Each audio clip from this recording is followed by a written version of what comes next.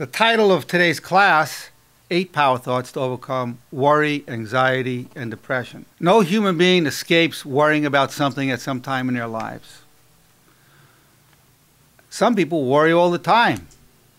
Some people have worried all their lives. Their parents probably worried all their lives. And worry, as you'll see, worry and anxiety are very tied together. And worry and anxiety both have to do with future events. Something's going to happen. How am I going to pay my bills? How am I going to support my children? What's going to happen medically with this diagnosis I've happened? What's going to be the outcome? Anxiety and worry often have to do with uncertainties in life. Dealing with the uncertainties. Because we can't 100% predict what's going to happen. So we're out of control. We can't control everything. And this is where the power thoughts are going to come to be especially helpful, particularly when I talk to you about a very spiritual power thought. Because we are powerless over so many factors in our lives. If we were not powerless, if we were all powerful, we wouldn't worry. We'd say, well, whatever comes up, I can control it. But we're out of control. We can't control what happens in the economy. We're going along, all of a sudden our economy collapsed by factors we didn't even know about. AIG and Freddie and Fannie, and we didn't even know the economy depended on it. And all of a sudden, boom, people losing their homes. Boom, people losing their jobs. Over what? AIG? What's AIG? Who's Fannie and Freddie? Never heard of them. I'm losing my job and my house over these factors. We can see in the material universe there's ultimately no certainty, no ultimate security. Person's coming along, he's wealthy, successful in all areas of life, boom, he's diagnosed with a fatal disease, some cancer that can't be cured, boom. His wealth, with all his wealth and success and achievements, can't save him. So these are the uncertainties in life.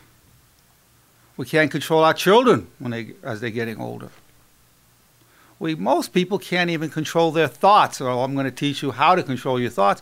But until I show you this, you're going to see you really don't know how to control your thoughts. They're just a runaway beast running around giving you this thought and that thought. I'm going to show you how to tame the beast, how to work with the wild monkey running around, the thoughts this way and that way, how to work with it, how to get control the direction of your thoughts with these 8 power thoughts. Now, there's some very excellent tests, standardized tests. One is on anxiety called the Penn State Worry Questionnaire.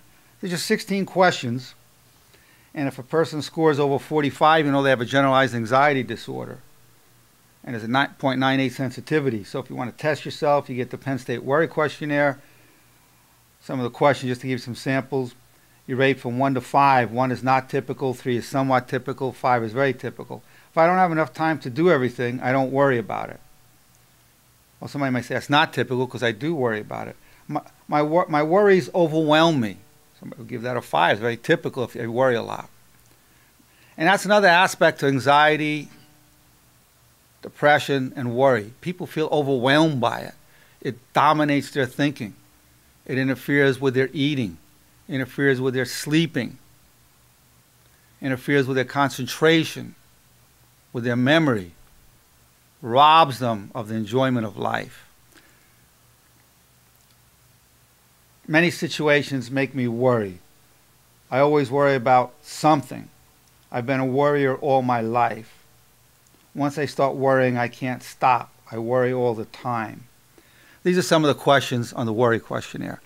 So, and keep in mind, the Worry Questionnaire, the Penn State Worry Questionnaire, is used to diagnose an anxiety disorder. So we can see the connection between worry and anxiety.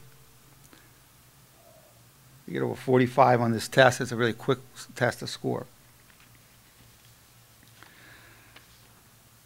Now that's different than, say, a panic disorder where you get nervous, but the nervousness only lasts for 5 or 10 minutes. But often people feel they're going to go insane, or they're going to lose control of themselves, their heart's palpitating.